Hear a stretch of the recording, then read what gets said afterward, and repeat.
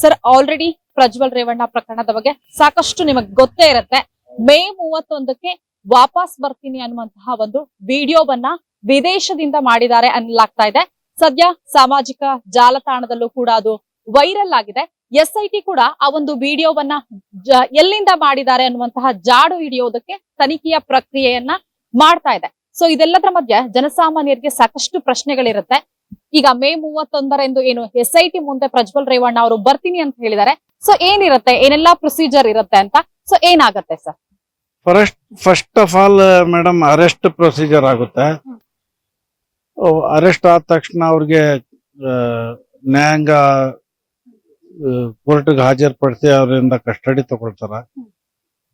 ಮತ್ತೆ further investigation ಇರುತ್ತೆ. ಅದು ಪ್ಲೇಸ್ ಆಫ್ ಇನ್ಸಿಡೆಂಟ್, ಒಂದು ಕ್ರೈಮ್ ಆದ್ಮೇಲೆ ವಾಟ್ ಕಾನ್ಸ್ಟಿಟ್ಯೂಟ್ ಕ್ರೈಮ್ ಅಂತ, ಕ್ರೈಮ್ಗೆ ಪ್ರಿಪರೇಷನ್, ಪಾರ್ಟಿಸಿಪೇಷನ್, ಪ್ರೆಸೆನ್ಸ್, ಕಮಿಷನ್, ಇಷ್ಟು 5 ಇಲ್ ಇಂಟೆನ್ಷನ್ ಅಂತ 5 ಇಂಗ್ರೀಡಿಯೆಂಟ್ಸ್ ಇದ್ದಾಗ that constitute a crime. So for that to comply all those ingredients, ಇವರು ಕೃತ್ಯ ಮಾಡಿದ್ದು ಯಾವ ಜಾಗ, ಈಗಾಗಲೇ ನೀವೆಲ್ಲ ಕೇಳಿದ್ದೀವಿ, ಅದೆಲ್ಲ MP ಗೆಸ್ಟ್ ಹೌಸ್ ನಲ್ಲಿ, ಅದೆಲ್ಲ ಪಾರ್ಕ್ ಅಲ್ಲಿ, ಗಾರ್ಡನ್ ಅಲ್ಲಿ, ಇಂಥದ್ದೆಲ್ಲ ಎಲ್ಲ ಪ್ಲೇಸ್ ಆಫ್ ಇನ್ಸಿಡೆಂಟ್ ಸ್ಥಳ ಹಾಜರು ಮಾಡ್ಬೇಕಾಗುತ್ತೆ. ಸೊ ಇದಕ್ಕೆಲ್ಲ ಅವರ ಅರೆಸ್ಟ್ ಬೇಕೇ ಬೇಕಾಗುತ್ತೆ. He cannot escape from the arrest. ಈಗ SIT ತನ್ನ ವಶಕ್ಕೆ ಎಷ್ಟು ದಿನ ಕೇಳುವಂತಹ ಚಾನ್ಸಸ್ ಇರುತ್ತೆ? ಯಾಕಂದ್ರೆ ಈಗ ಸಾಕಷ್ಟು ಕಡೆ ಹೋಗಿ ಮಹಜರನ್ನ ಮಾಡಬೇಕಾದಂತಹ ಪರಿಸ್ಥಿತಿ ಇರೋದ್ರಿಂದ ಸುಮಾರು ಎಷ್ಟು ದಿನ ಕೇಳಬಹುದು ಅಂತ ನಿಮ್ಗೆ ಅನ್ಸುತ್ತೆ ಸರ್?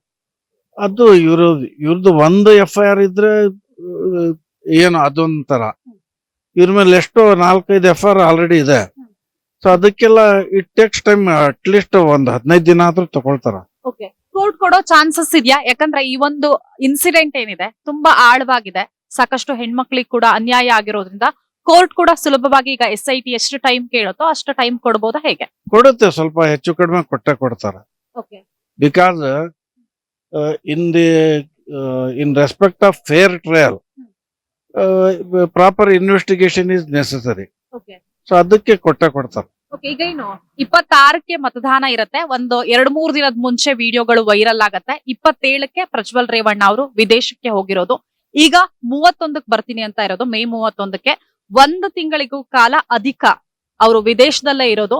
ಸೊ ಇದೆಲ್ಲವೂ ಕೂಡ ಒಂಥರ SITಗೆ ಅಸ್ತ್ರ ಆಗತ್ತಾ? ಯಾಕಂದ್ರೆ ಅವರು ನೋಟಿಸ್ ಕೊಟ್ಟಂತಹ ಸಂದರ್ಭದಲ್ಲಿಯೇ ವಿಚಾರಣೆಗೆ ಹಾಜರಾಗಿಲ್ಲ. ಹಾಗಾಗಿ ಇಲ್ಲಿ ನೋಡಿ, SITಗೆ ಅಸ್ತ್ರ ಅಲ್ಲ, merits of the case, documentary evidence, ಆಮೇಲೆ ಐ ವಿಟ್ನೆಸಸ್.